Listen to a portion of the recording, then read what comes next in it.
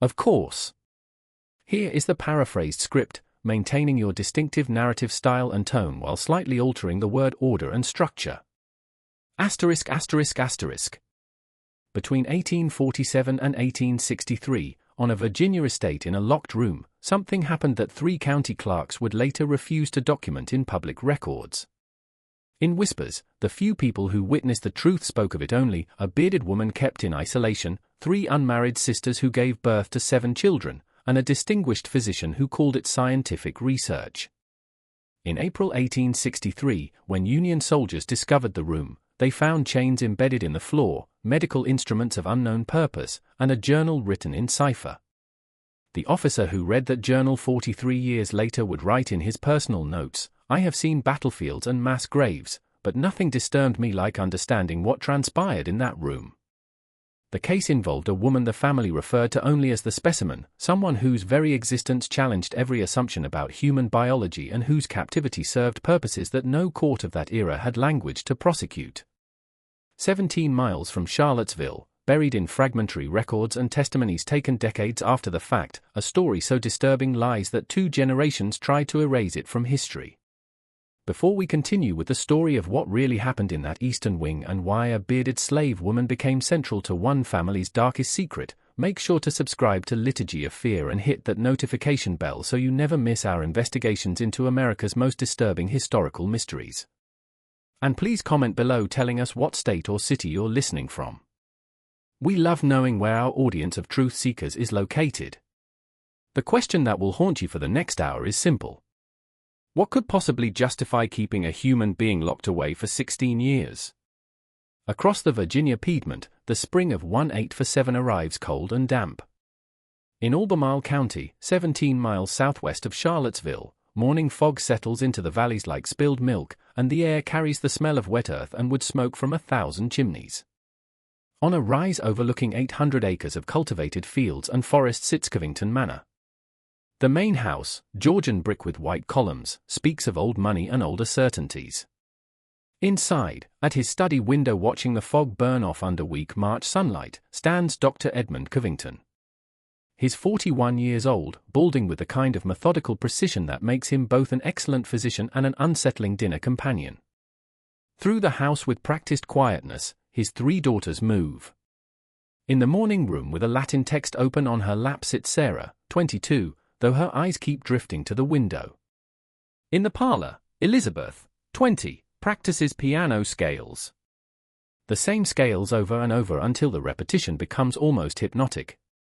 Just 17, Margaret helps the household staff prepare breakfast, her hands efficient, but her mind clearly elsewhere.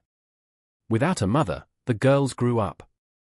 Caroline Covington died in 1832, and Edmund raised his daughters himself, or rather raised them according to principles he developed through careful study. Beyond what was typical for Virginia girls of their class, he educated them. They read philosophy, studied mathematics, learned basic anatomy from his medical texts. Knowledge was power, he told them, and power was survival. What he never told them was what kind of knowledge he was actually seeking. To another day of work behind the main house in the quarters, 37 enslaved people wake. The routines of Covington Manor they know intimately: when to be visible, when to disappear, when to speak, when silence is the only safe response. By the standards of Virginia slaveholders, the doctor isn't cruel, but there's something about his attention that feels worse than cruelty.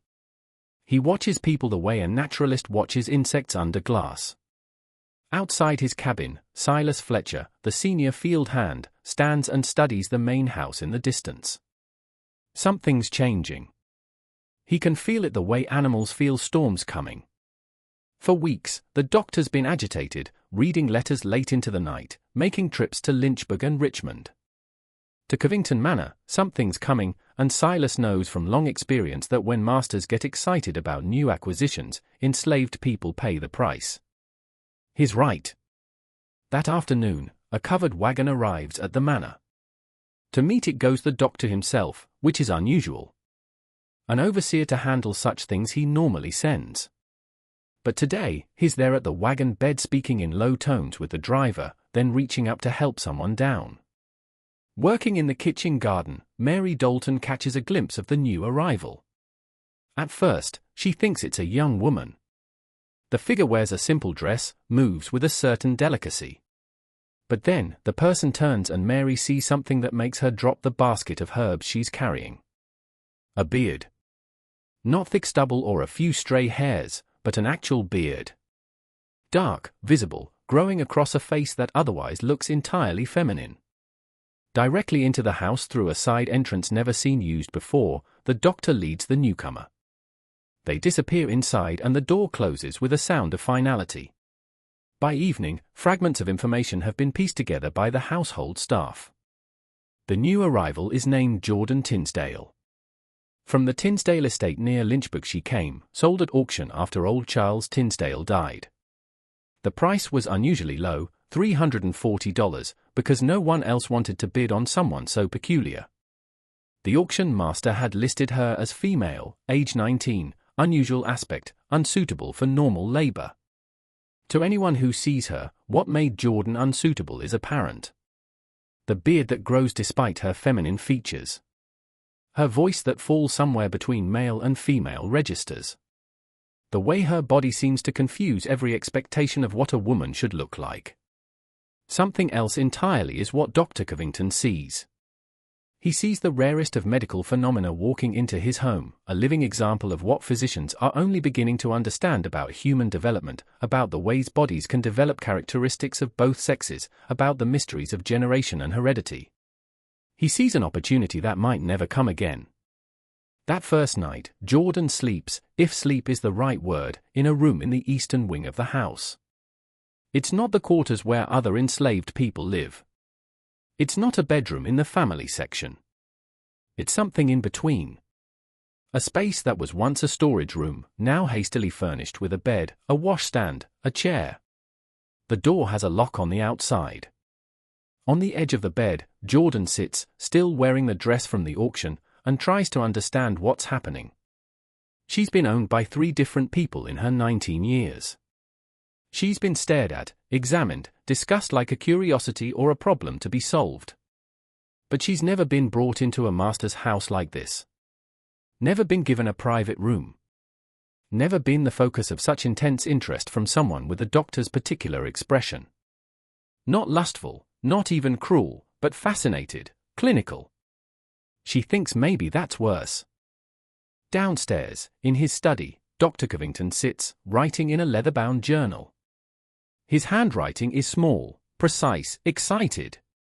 Asterisk acquired today, the subject I have long sought, a clear case of hermaphroditic development in the human species.